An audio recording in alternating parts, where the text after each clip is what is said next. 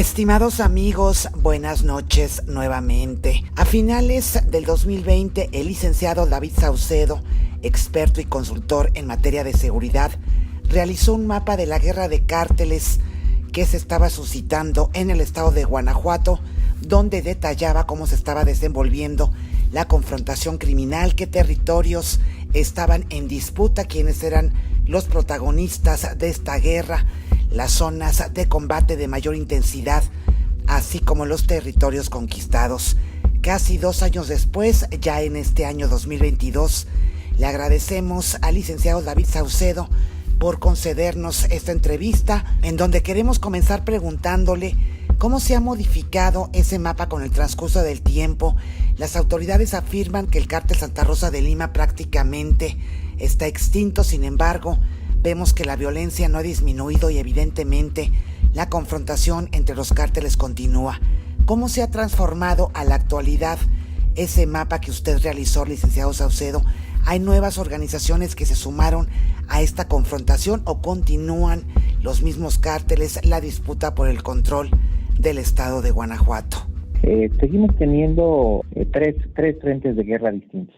En primer término, el conflicto entre el cártel Jalisco Nueva Generación y el cártel de Santa Rosa de Lima continúa. Había un control de parte del cártel de aproximadamente unos 16, 17 municipios, donde el cártel de Santa Rosa de Lima era una presencia dominante. Se ha reducido, yo creo que ahorita deben tener entre 8 y 6 municipios aproximadamente en donde son el cártel dominante. El cártel Jalisco Nueva Generación ha avanzado líneas, se apoderaron de municipios que estaban fuera de la órbita de su control. También hubo transición política en varios municipios.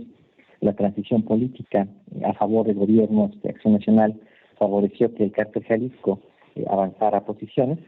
El cártel Jalisco en Guanajuato y en todo el país tiene 3 estrategias para avanzar y hacer más grande su ya vasto narcoimperio. En primer término, la participación en procesos electorales, financiando campañas o amedrentando candidatos que no son de su agrado. En segundo término, estableciendo este famoso sistema de franquicias que consiste en alianzas locales con organizaciones criminales de las regiones en las que quieren insertarse.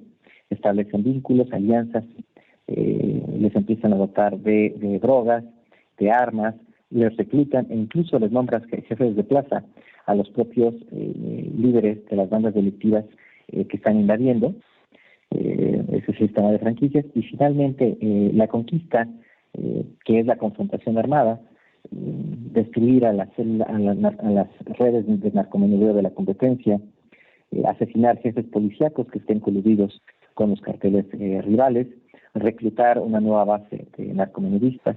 Y este es el esquema muy exitoso que ha utilizado en su guerra de conquista el cártel Jalisco Nueva Generación. En el estado de Guanajuato y en los estados de Michoacán, de Zacatecas, de Veracruz, de Morelos inclusive, podemos percibir que se está utilizando de manera alternada estas 3 variantes, estas 3 modalidades que utiliza el cártel Jalisco. Gracias a estas estrategias ha incrementado el número de municipios que tenía bajo su control. Aquí en el estado de Guanajuato, yo creo el cártel Jalisco debe ser la presencia dominante en aproximadamente unos 34, 36 municipios de 46 en total. Sin embargo, este es apenas un frente de guerra, el frente de guerra que le conforma el conflicto entre el cártel de Jalisco Nueva Generación y el cártel de Santa Rosa. Tenemos un segundo frente de guerra que está en la ciudad de León. Ahí el conflicto sigue siendo entre el cártel Jalisco y una mafia local llamada la Unión de León, que también estuvo apuntalada por una decisión del cártel Jalisco, el cártel Nueva Plaza, y con una deserción muy importante que tuvo el cártel Jalisco. Su jefe de plaza cambió de bando, cambió al bando de Nueva Plaza y empezó a hacer la guerra a sus antiguos patrones. Me parece que después de una serie de enfrentamientos, el líder de Nueva Plaza finalmente se repliega y se retira de la plaza, y el conflicto se mantiene ahorita, pero nada más entre el cártel Jalisco y la Unión de León. Y sigue siendo ahorita el municipio de León el de más violencia homicida que hay en todo el estado.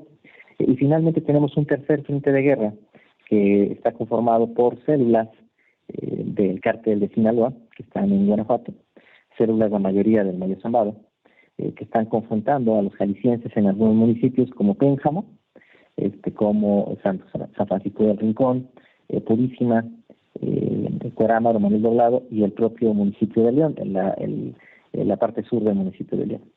Esta estrategia del cártel de Sinaloa es similar a la que el Mayo Zambada ha instrumentado en otros estados del país, que consiste en dar una lucha guerrillera en contra del cártel Jalisco. El cártel de Sinaloa, para impedir el avance del cártel Jalisco en esta guerra de conquista de varios estados del país, ha lanzado células que están hostigando la retaguardia de los ejércitos de conquista del cártel Jalisco.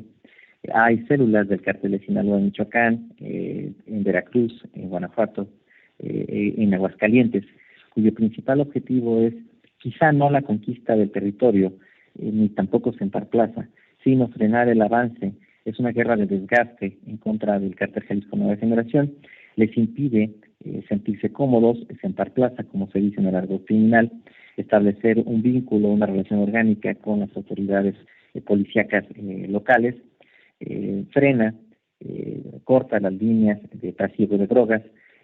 Las células del cártel de Sinaloa que se encuentran en territorios del cártel Jalisco tienen una función de hostigamiento del enemigo, tratar de frenar su conquista, tratar de frenar su avance, dan golpes en la retaguardia, y eso impide que el cártel Jalisco pueda seguir avanzando hacia más municipios. Los obliga a hacer maniobras laterales, maniobras de retaguardia, y los obliga nuevamente a tratar de limpiar los territorios que aparentemente ya habían pacificado.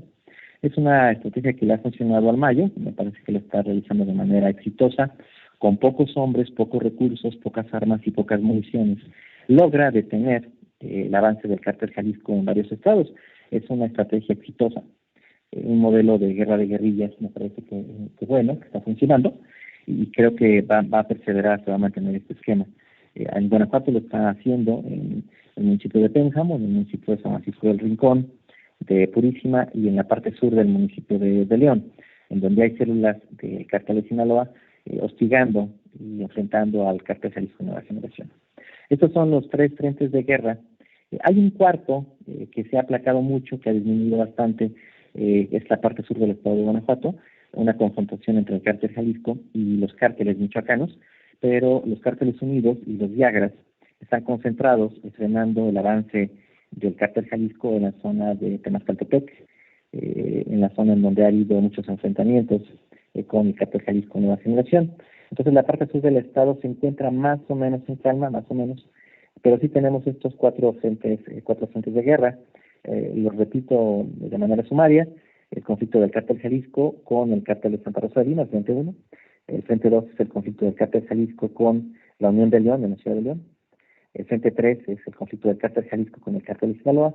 Y el último frente de guerra es el cártel Jalisco contra los cárteles michoacanos, que habían tenido una presencia importante en los municipios del sur del estado, de Pénjamo, Guanímaro, Abasolo, Yuriria, Moroleón, Salvatierra. Estos son los cuatro frentes de guerra. La captura del Marro por parte de autoridades estatales y federales nada más impactó en el frente 1, en el frente de guerra entre el cártel Jalisco y el cártel de Santa Rosa. Las autoridades han señalado con insistencia que había una disminución de aproximadamente 1,000 personas menos asesinadas. No es así, no es el caso. La Fiscalía sigue, es la Fiscalía General al frente de la cual se encuentra el fiscal Carlos Amarripa, sigue maquillando cifras, haciendo pasar homicidios dolosos como si fuesen culposos, los hace pasar como si fuesen accidentes de tránsito. Estos datos, al momento de contrastarlos, no coinciden con las estadísticas que tienen los hospitales que atienden a las personas que tienen algún percance vial. Al momento de cruzar los números, nos damos cuenta que las áreas de protección civil del gobierno del estado, la propia numeralia oficial, nos muestra que el número de accidentados por algún percance vial es una cifra, no recuerdo, pero es una cifra muy distinta a la que está reportándose por parte de la Fiscalía. Están inflando el número de homicidios, de muertes que ocurren en las carreteras de Guanajuato, y las hacen pasar como si fuesen accidentes, pero no son accidentes, son ejecuciones. En segundo lugar, las personas que son encontradas en las narcofosas por los grupos de búsqueda, los colectivos de búsqueda de personas en la labor tan valiente que están realizando, no son contabilizados en el conteo de homicidios, no se incorporan estas personas que están siendo encontradas en los narcocementerios, no se suman estos números de muertes hacia la cifra global de asesinatos. Entonces, toda esta narrativa de victoria que ha construido el gobierno estatal, de la cual también se ha secundado el gobierno federal, pues es falsa. El estado de Guanajuato sigue en llamas. Me parece que lo que veremos en el próximo año será una continuidad de lo que vimos en este año, y al final de cuentas, la presencia de la Guardia Nacional, de acuerdo con los números que dio a conocer el presidente Andrés Manuel en la última conferencia mañanera que dio en el estado de Guanajuato, es aproximadamente 12,000 elementos, más otros tantos, también casi 12,000 elementos de las fuerzas estatales y de las policías municipales, hace un total de 24,000 efectivos combinados que están en el estado de Guanajuato. 24,000 es un pequeño ejército que no han podido frenar la violencia homicida en el estado de Guanajuato. Ya no hay más elementos, no se pueden mandar más. Mandar más elementos a Guanajuato significa descobijar otros territorios en donde también hay una violencia disparada. Si con 24,000 efectivos no han podido frenar la violencia homicida en Guanajuato, me parece que todo está en manos ya de los carteles. Es decir, lo que ocurre en Guanajuato no depende del gobierno federal, no depende del gobierno estatal, depende de los movimientos en el tablero que realice Nemesio Ceguera, alias El Mencho, líder del cártel Jalisco, y el Mayo Zambada. Ahora que menciona el estado de Zacatecas, licenciado Saucedo, lamentablemente estamos viendo, también se están suscitando otras confrontaciones, no solo en el estado de Zacatecas, sino en varios estados del país, pero además diversos medios de comunicación informaban de otra guerra al interior del cártel de Sinaloa, entre Ismael El Mayo Zambada y los Chapitos, hijos del Chapo Guzmán. Más tarde, Proceso informó que El Mayo Zambada y los Chapitos habían pactado una tregua para juntos combatir al cártel Jalisco Nueva Generación. ¿Qué nos puede decir usted al respecto? Bueno, el cártel de Sinaloa desde hace aproximadamente 2 décadas se trata más bien de una confederación formada por varios grupos. En el origen, esto estaba dirigido por el Chapo Guzmán, Joaquín Chapo Guzmán. Era una mesa de 3 patas, por decirlo de alguna manera. El otro pilar lo constituía el brazo, la organización que comandaba el Mayo Zambada, y finalmente el azul, que tenía bajo su control la zona del Pacífico, Jalisco, principalmente Nayarit, el sur de Sinaloa. Entonces, Nayarit, estos 3 liderazgos del cártel de Sinaloa en realidad habían conformado un triunvirato. El cártel de Sinaloa era más bien una confederación de grupos. Después la parte sur del cártel de Sinaloa estuvo dirigida por Nacho Coronel. Con el tiempo ocurren cambios al interior de la organización.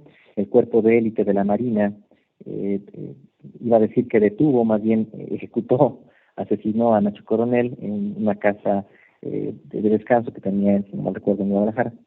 El Chapo Guzmán, como se convirtió en el enemigo público número 1 del gobierno mexicano y del gobierno de los Estados Unidos, generó una sucesión adelantada en favor de sus hijos. Hubo una disputa en su momento con el licenciado, después Damaso, después con el Milik, y el Mayo Zambada siempre era como el fin de la balanza de la organización. Lo que tenemos ahorita es, ya con la captura del Chapo Guzmán y su aislamiento en esta cárcel de alta seguridad en los Estados Unidos, en donde ya no le permiten el contacto con el exterior y ya no puede dirigir a su organización desde la cárcel como lo había hecho en otras estadías que había tenido en la cárcel. Ahora sí, los hijos del Chapo Guzmán han tenido ya el control de la organización ya sin su padre. El problema es que el Chapo Guzmán no alcanzó a preparar a sus hijos para que se hicieran cargo de la organización. Y tal y como suele suceder con las grandes empresas los herederos del trono empiezan a tener una pugna entre sí y después una pugna con los otros socios. Entonces, coincido plenamente con el comentario que hacías de manera previa. La relación entre el Mayo Zambada y los hijos de Chapo Guzmán ha sido muy tensa por momentos. Ha habido momentos de tregua, en ocasiones también de cooperación, y hay que verlo como un maridaje. Siguen siendo todos parte del cártel de Sinaloa, pero con conflictos, con entendimientos, con reconciliaciones, y nuevamente con conflictos y nuevas reconciliaciones. Y esto es algo que vivió también la familia michoacana, que vivieron los Zetas, que vivió el cártel del Golfo. Dentro de las organizaciones criminales, la sucesión a favor de los hijos siempre es muy complicada. Los hijos no suelen tener la formación, la experiencia, la capacidad. Ya llegaron a hacerse cargo de la organización cuando la organización estaba realmente conformada, constituida, estaba muy fuerte, y no construyeron desde abajo al cártel a una situación, una experiencia que sí tuvo, por ejemplo, el Mayo Zambada. Entonces, creo que eso es perfectamente normal. Los nuevos liderazgos, los liderazgos emergentes, los hijos de Chapo Guzmán, tratarán de disputarle en el corto, mediano, largo plazo al Mayo Zambada el control. El Mayo también perdió a su heredero, fue capturado por las autoridades norteamericanas. Entonces el Mayo pues no tiene a quién de su familia entregarle el mando de la parte de la organización que él tiene. Entonces él ahorita está rivalizando con los hijos de Chapo, y me parece que ellos van a mantener esta línea de confrontación. Y lo voy a decir con todas sus letras. Se trata de un factor de rivalidad generada en la envidia, generada en el recelo, generada en una serie de emociones que los jóvenes líderes del cártel de Sinaloa no alcanzaron a procesar en positivo. Y que esto es muy frecuente. El Chapo Guzmán no los preparó, me parece que los sobreprotegió. No los incorporó a tiempo en las actividades para la conducción del cártel, y hay muchos errores que se cometen al interior del cártel de Sinaloa provocados por la inexperiencia de los chapitos. Esto a pesar de que el Mayo Zambada ha dado una muestras de mucha lealtad hacia el Chapo. El Cuyacanazo, la liberación de uno de los hijos del Chapo cuando ya estaba detenido, pues lo ejecutó el Mayo Zambada. Fue él el que salió al rescate de estos jóvenes, y también cuando fueron, si no mal recuerdo, capturados algunos de ellos en Puerto Vallarta, también él fue el que negoció su rescate. Es decir, él ha sido el padrino y protector de ellos, pero lamentablemente en esta situación de los cárteles se tiende a olvidar este tipo de gestos. Así que yo creo que en el futuro el cártel de Sinaloa va a tener estas fracturas, producto de que el cártel de Sinaloa siempre ha sido una confederación de grupos, y que ahora los chapitos creen que se sienten con la obligación de desplazar a los viejos capos de la droga, como lo es el Mayo Zambada, y es un conflicto, yo te diría que incluso de tipo generacional. Entonces, el Mayo Zambada y los Chapitos dejaron a un lado sus diferencias y se unieron para combatir juntos a Nemesio Ceguera Cervantes el Mencho. Sí, pero no es la primera vez. Ha habido varios momentos en donde el cártel de Sinaloa nuevamente se consolida, se reestructura y hace frente a un enemigo común. Se percataron un poquito tarde que estas divisiones internas, el haberse concentrado tanto en las cuestiones domésticas, permitieron que el cártel Jalisco se expandiera en otros estados del país y empezaran a amenazar los territorios del cártel de Sinaloa que habían conquistado. Hace tiempo el cártel de Sinaloa también tuvo ese mismo impulso. Casi todas las organizaciones criminales lo que desean es, tienden a tratar de formar a absorber a todas las demás organizaciones. Lo intentó Miguel Ángel Félix Gallardo, en su momento también lo intentó el Chapo Guzmán, cuando lo hizo la guerra a los Zetas y al cártel del Golfo. El cártel de Sinaloa se dio cuenta de que era muy complicado poder derrotar en aquel sexenio, el sexenio de Carlos Salinas, a Juan García Ábrego, a Juan Nepomuceno Guerra, el cártel del Golfo. Enfrentar a los Zetas fue muy difícil, fue muy desgastante. Todas las organizaciones en algún momento de narcotráfico en México buscan eso, buscan tener el control total del trasiego de drogas a los Estados Unidos.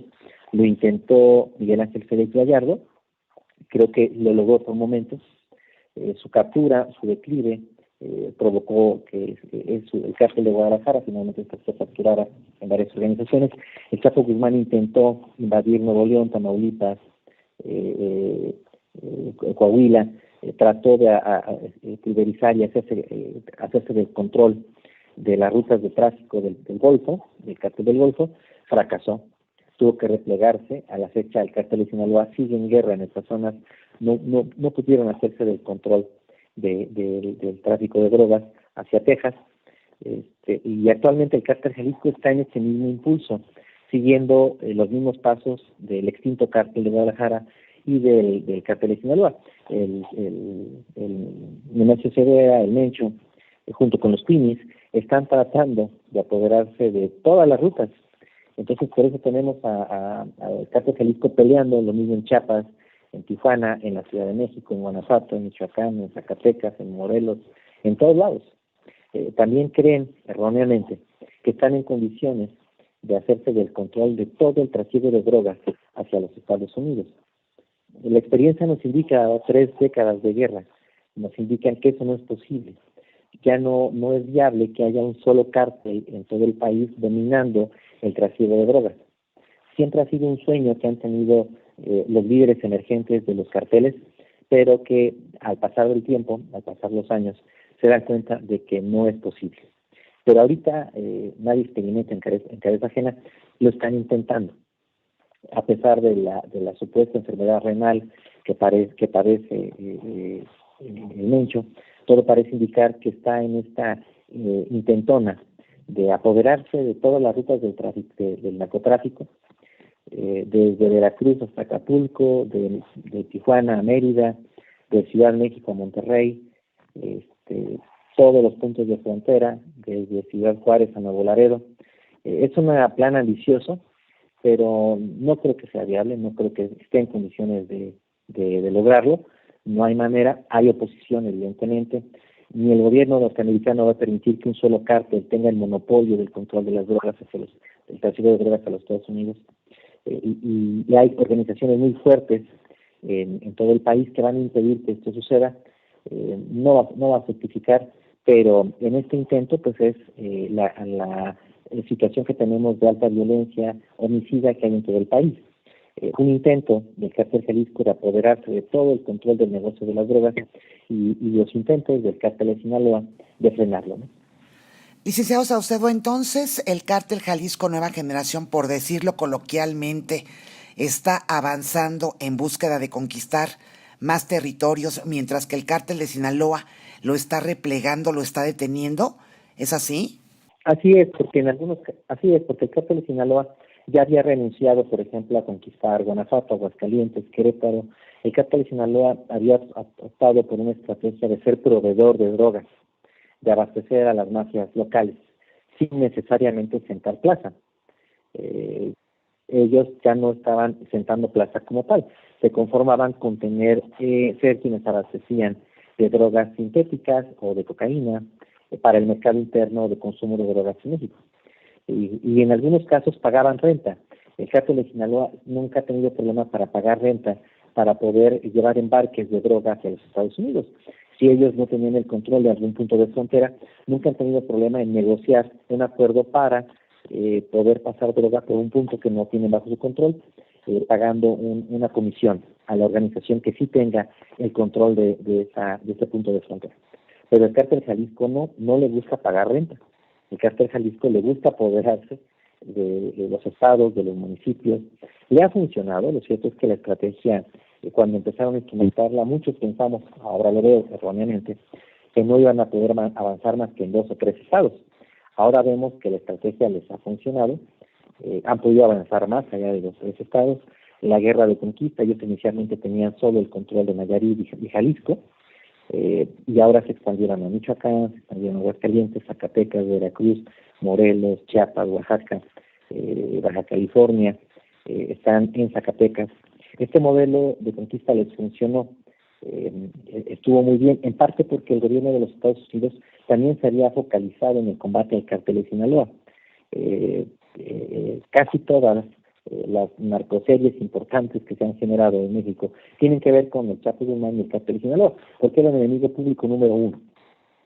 Pero cuando empiezan a haber una serie de muertes en Estados Unidos derivadas del consumo de esta nueva droga, el fentanilo, el gobierno de los Estados Unidos dirigió su atención ahora hacia el Cártel Jalisco Nueva Generación. Y es en ese momento en el que ya el Cártel Jalisco ya no pudo avanzar más en la conquista de territorios. No es que se haya debilitado, solo se frenó su avance. Ya tienen el control de varios estados. Trascendieron cuando el Mencho asume el liderazgo del Cártel Jalisco, ellos solo tenían Nayarit y Jalisco. Ahorita tienen presencia en aproximadamente una veintena de estados. El esquema les funcionó, pero me parece que ya ahora todos sabemos en qué consiste. Y ya todo el mundo está aplicando el antiveneno. ¿Qué es lo que hay que hacer? Lo que hizo el Cártel de Sinaloa, participar en procesos electorales. Ya lo habían hecho antes, evidentemente, ¿no? Pero ahora lo hacen con mayor fuerza para impedir que las autoridades locales se vuelvan aliadas del Cártel Jalisco. La DEA, por ejemplo, estrechó el cerco de persecución en contra del primer círculo de la familia de Mencho, con la extradición del hijo de Mencho, la captura de su hija en los Estados Unidos, la reaprehensión de Rosalinda. El gobierno federal, por petición de Donald Trump y después de John Biden, pues se ha hecho cargo de los aeropuertos, en donde se sabe que el Cártel Jalisco tiene control de donde entran los precursores clínicos del fentanilo, sobre todo en los puertos del Pacífico Sur, Manzanillo, Puerto Vallarta y Lázaro Cárdenas. Es decir, ahora todo el mundo, después de 5 o 6 años de guerra, de expansión del Cártel Jalisco, ya todos sabemos en qué consiste su estrategia de expansión y ya tenemos contramedidas. Ya el gobierno federal, la DEA, el Cártel de Sinaloa saben qué es lo que hay que hacer para frenar el avance del Cártel Jalisco, y por eso ahorita estamos en un virtual empate. Un empate muy costoso porque el país sigue en llamas. Ante este panorama, licenciado Saucedo, ¿cuál es su opinión acerca de la estrategia federal que está implementando el gobierno del presidente Andrés Manuel López Obrador? Sí, en realidad han aplicado en los últimos 3 años una serie de estrategias muy diferenciadas. En el año 1, el presidente Andrés Manuel intentó ya no tener como eje de sus políticas el combate a los carteles de la droga. Cristalizó en esta frase que él popularizó, que sigue utilizando, de abrazos no balazos, que en pocas palabras consistía en frenar la persecución de narcotraficantes de alto perfil y no lanzar al ejército al combate de los carteles de la droga. No funcionó porque la tasa de homicidios se disparó. El gobierno norteamericano tampoco resistió mucho, tampoco toleró demasiado que el gobierno mexicano empezara con una actitud de brazos caídos. Yo creo que esta estrategia de abrazos no balazos duró poco menos de un año. No funcionó por el número de homicidios, por las presiones del gobierno de los Estados Unidos. Después empezó una estrategia un poquito caótica y que estaba muy diferenciada estado por estado. En el caso de Guanajuato fue una estrategia de presencia disuasiva, saturación de fuerzas, hacer una concentración de elementos para provocar el así muy conocido efecto cucaracha. En el caso de Michoacán, inicialmente, en virtud de que el Cártel Jalisco en realidad conformó columnas ya de un ejército regular. Todos vimos este desfile paramilitar de vehículos blindados de Nemesio Ceguera, de ese Mencho, que difundieron en redes sociales. Y después las caravanas de vehículos del Cártel Jalisco avanzando en Michoacán. Ellos ya no son un ejército guerrillero, ya no son células de narcotraficantes, constituyen un ejército regular. Incluso tienen misiles tierra-aire, vehículos blindados y algunas piezas de artillería, drones con cargas explosivas. Ellos ya tienen en Michoacán un ejército regular como tal. Lo que hicieron en Michoacán fue una estrategia de cascos azules, interponer a efectivos del ejército entre los cárteles unidos y el cártel de Jalisco Nueva Generación para que no trabaran combate. ¿Qué es exactamente lo que hacen los cascos azules en las zonas de guerra? En África, por ejemplo, en Oriente Medio, se interponen a los cascos azules entre ambos contendientes para generar una muralla entre ellos y que no se ataquen.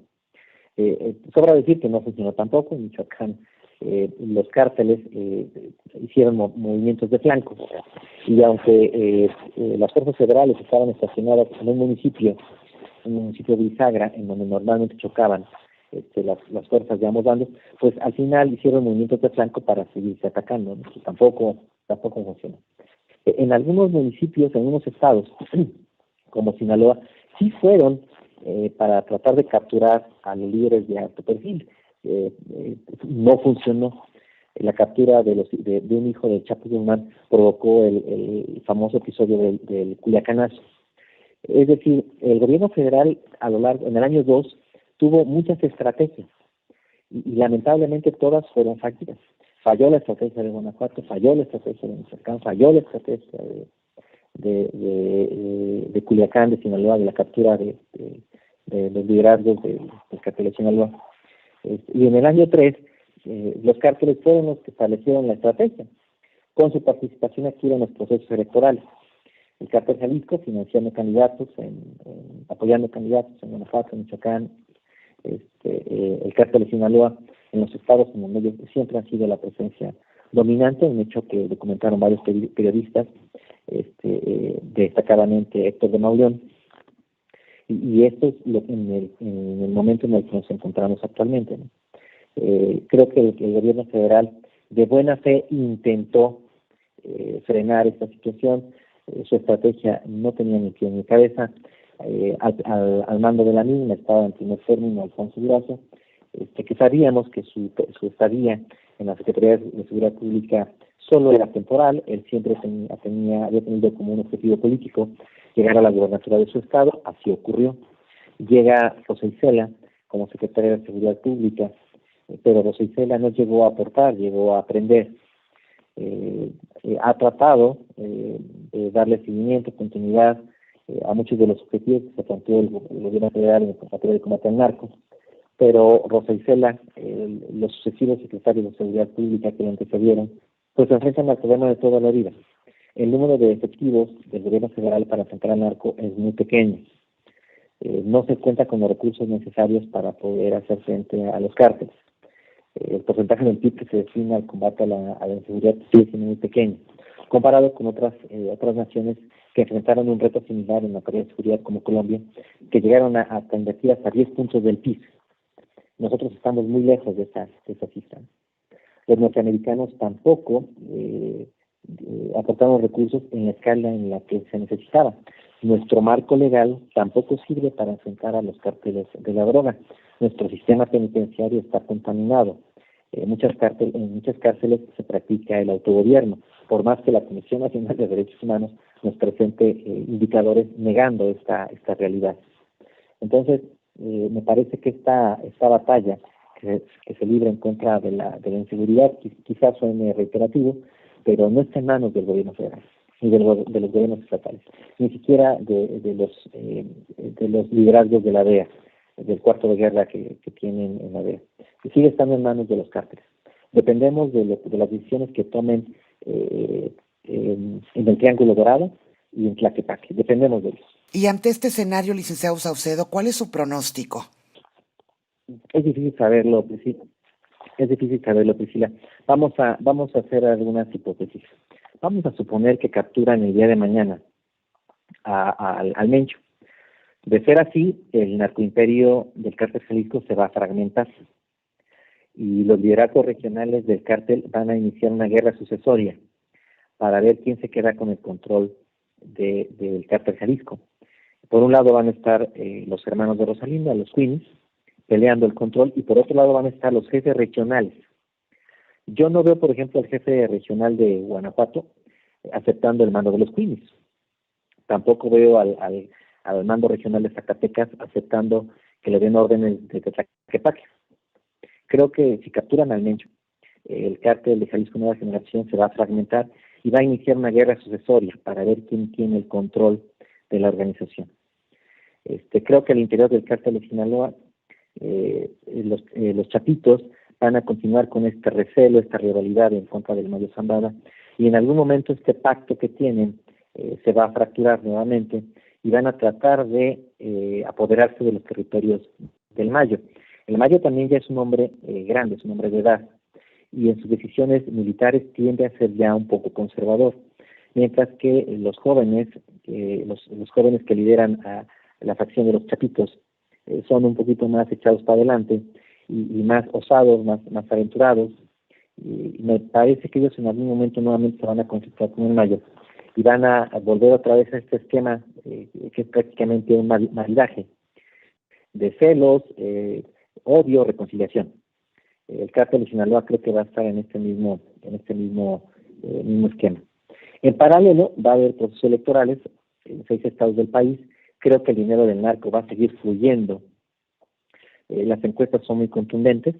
Me parece que los cárteles van a apostar a favor de los candidatos de Morena en casi todos los estados, excepto en Aguascalientes.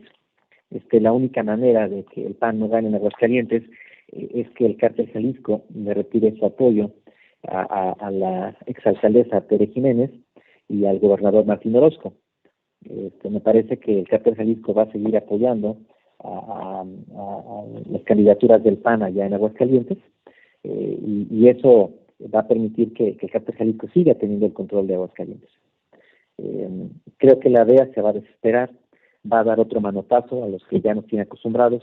La DEA 1 o 2 veces al año se revela, se inconforma con lo que ve en México y genera alguna medida de alto impacto.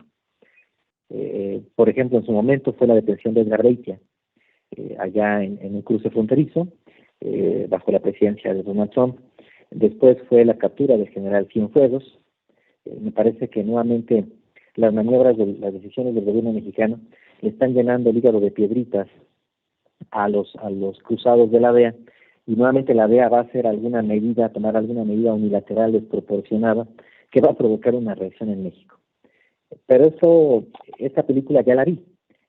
Digamos que no tengo bola de cristal, es lo que ya ha ocurrido en el pasado. Creo que nuevamente, tal y como ocurrió en el sexenio de Carlos Salinas, tal y como ocurrió en el sexenio de Ernesto Zedillo, de Vicente Fox, de Felipe Calderón, en los siguientes 2 años, de Enrique Peña desde luego, en los siguientes 3 años del sexenio de Andrés Manuel, en algún momento nos enteraremos que algún alto general, secretario, subsecretario, encargado de combate al narco, en realidad estaba apoyando a un grupo, tal y como ha ocurrido en los últimos sexenios, ¿verdad? Le ocurrió al presidente Ernesto Zedillo, con el general Gutiérrez Rebollo, qué decirte del presidente Felipe Calderón, y qué decirte del presidente Enrique Peña. Así que yo no creo que el presidente Andrés Manuel se salve de esta situación. Yo considero que el presidente Andrés Manuel en especial es un hombre honesto, pero yo no metería las manos al fuego por ninguno de los que están ahorita al frente de su estrategia de guerra en contra del narco. Me parece que al final del sexenio nos vamos a encontrar con la historia con la que siempre nos encontramos, que había altos funcionarios vinculados con algunas facciones del narco y que le hacían la guerra a las facciones enemigas. Creo que eso es más o menos, grosso modo, en 3-4 pinceladas, lo que percibo que nos depara este año nuevo que empieza 2022. Como sucedió con prácticamente todas las organizaciones que fueron desmanteladas en el pasado, ahí tenemos, por ejemplo, los Beltrán Leiva, los Zetas, etcétera, etcétera. Una historia que se repite, continuará la guerra, continuará la violencia, con conocidos y nuevos protagonistas en un círculo que se repite y se repite. Creo que así será, Priscila. Me parece que detrás de todas estas macrohistorias de violencia, seguirá habiendo las microhistorias de dolor de parte de las madres, hijas, esposas de las personas desaparecidas, y que me pesa mucho decirlo, pero les van a encontrar en estos narcocementerios. Nuevamente tendremos masacres, atrocidades como las ha denominado recientemente la organización Causa Común. Detrás de estos escenarios de guerra hay historias de personas de carne y hueso que están padeciendo la violencia de esta maquinaria de guerra en curso que generaron los cárteles y el gobierno norteamericano, el gobierno federal, los gobiernos estatales. Va a haber, creo yo, una intervención más decisiva de la ONU, derivado de Amnistía Internacional también, de Human Rights, debido al drama que se mantiene vigente de personas desaparecidas que en realidad están muertas, asesinadas, ejecutadas en narcofosas. Los cárteles de las drogas, ya ves que ahora reclutan también vía redes sociales. utilizan la nueva plataforma de TikTok para mandar mensajes criminales. Lamentablemente el asesinato de periodistas, si vemos la tasa de asesinato de periodistas en los últimos años, pues se mantiene e incluso por momentos se incrementa. Nuevamente la labor valiente que realizan los periodistas como ustedes de Grillonautas estará sujeta no solo a la presión gubernamental, sino también a la amenaza muy directa de parte de los cárteles, tal y como ha ocurrido en el pasado. Entonces, pues me parece que vamos a ver la continuidad de todo lo malo que hemos padecido en este país en los últimos años. Aún suponiendo que detuvieran a Nemesio Ceguera Cervantes el Mencho, o a Ismael el Mayo Zambada, o incluso a los Chapitos, a los hijos del Chapo Guzmán, los cárteles se van a fragmentar, van a comenzar una guerra interna por el control de la organización, surgirán quizá nuevas organizaciones, y como lo mencionaba hace unos momentos, la historia se repetirá, licenciado Saucedo. Así es, creo que el gobierno norteamericano, que es el principal artífice de esta estrategia de combate al narco en México, debía aprender lo que ocurrió en Colombia en la década de los 90, destruir al cártel de Pablo Escobar, el cártel de Medellín, no tuvo ningún impacto en la producción de droga, en la exportación de droga. Enfrentar al cártel de Cali tampoco generó nada. La desarticulación del cártel del Valle del Norte tampoco generó muy buenas narcoseries, pero más allá de eso no generaron nada. La producción de droga en Colombia no solo no se redujo, sino que se incrementó. Ahorita los cárteles colombianos siguen, a pesar de que se ha reducido la superficie, el número de hectáreas que siembran en hoja de coca, a pesar de que se ha reducido mediante este programa de erradicación de cultivos, de vigilancia satelital, hay menos hectáreas dedicadas a la siembra, pero más producción de cocaína. Se han vuelto más eficientes los cárteles para producir en menos superficie más hoja de coca. Han migrado sus actividades hacia Venezuela, hacia Ecuador, hacia Perú, hacia la selva amazónica de Brasil. Han vigilado el espacio aéreo y marítimo de Colombia, pero ahora la droga se exporta desde Venezuela, desde el Aeropuerto Internacional de Caracas, desde todos los puntos, los puertos del Ecuador. Sigue existiendo la ruta del Caribe. Es decir, la DEA a mí me sorprende mucho, no alcanzo a entender qué es lo cuáles son los cálculos. Tuvieron un fracaso total en Colombia, pero están replicando la misma estrategia en México. Licenciado Saucedo, pues muchas gracias por habernos concedido esta entrevista. Si hay algo más que usted quiera agregar, y seguiremos en contacto con usted pues para seguir informando a todas las personas que tan amablemente nos siguen sobre esta situación de violencia que lamentablemente se suscita en nuestro país. Gracias, licenciado Saucedo. Buenas noches. Gracias, con todo gusto, un abrazo, Priscila, seguimos en contacto. Gracias.